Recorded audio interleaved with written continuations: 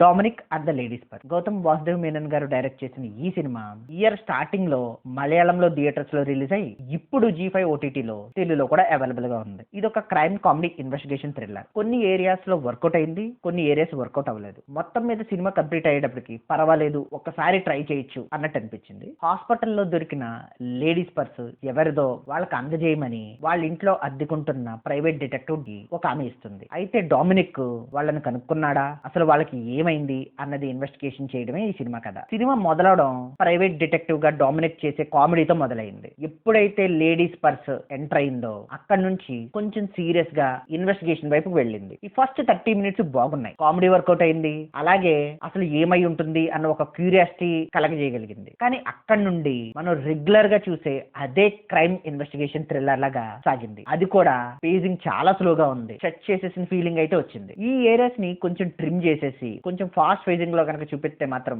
మంచి థ్రిల్లర్ అయ్యేది. మళ్ళీ లాస్ట్ 30 మినిట్స్ బాగుంది, వీళ్ళే ఏదో చేస్తుంటారు అని మనం ముందే గెస్ చేసేస్తాం. కాకపోతే వాళ్ళు ఎందుకు చేశారు అన్నది గెస్ చేయలేం. మనం క్లైమాక్స్ ని ఎక్స్పెక్ట్ అయితే చేయలేం. అలాని కొత్తగా డిఫరెంట్ గా అయితే లేదు, బాగుంది. యాక్టింగ్ పెర్ఫార్మెన్స్ అందరిది బాగుంది. ముఖ్యంగా మమ్ముట్టి గారి క్యారెక్టరైజేషన్ నచ్చింది. ఆయన అసలు నిజం చెప్తున్నాడా అబద్ధం చెప్తున్నాడా ఆ కన్ఫ్యూజింగ్ సీన్స్ బాగా వర్కౌట్ అయ్యాయి. ఆయన చేసే కామెడీ కూడా చాలా చోట్ల వర్కౌట్ అయింది. అలానే మరి పడిపడి అయితే నవ్వు. కాకపోతే ఆయన ఈ ఏజ్ లో ఫైట్ చేయలేకపోతున్నారు అన్నది మాత్రం క్లియర్ గా అర్థమైపోతుంది. కొన్ని సీన్స్ మాత్రం చాలా ఇల్లాజికల్ గా అనిపించాయి. శవాన్ని తీసుకొచ్చి అంత దూరంలో ఉన్న అదే లేక్ ని మరలా పాడేయడం, దొంగ పర్సులో ఉన్న ఫోన్ ని మాత్రమే తీసుకెళ్లి అసలు అందులో ఏ ఉన్నాయి అనేది చెక్ చేయకుండా హడావిడిగా పారేయడం, పోలీసులు ఎవరు పెద్దగా మిస్సింగ్ గురించి పట్టించుకోకపోవడం లాంటివి. టెక్నికల్ గా ఈ సినిమా పర్వాలేదు, సినిమాటోగ్రఫీ బాగుంది, బ్యాక్గ్రౌండ్ మ్యూజిక్ బాగుంది, తెలుగు డబ్బింగ్ కూడా బాగుంది. కానీ సాంగ్స్ ని మలయాళంలో ఉంచేస్తే బాగుండేది అనిపించింది. తెలుగు డబ్బింగ్ లో పాటలు బాగాలేదు. ఫ్యామిలీతో చూడొచ్చా అంటే అడల్ట్ సీన్స్, ఫౌల్ లాంగ్వేజ్ లేదు, కానీ 2 చోట్ల డెడ్ బాడీస్ ని మాత్రం చూపించారు. ఓవరాల్ గా ఈ సినిమాకి నేను ఇచ్చే rating 2.75 out of 5. It's really my opinion. Thank you.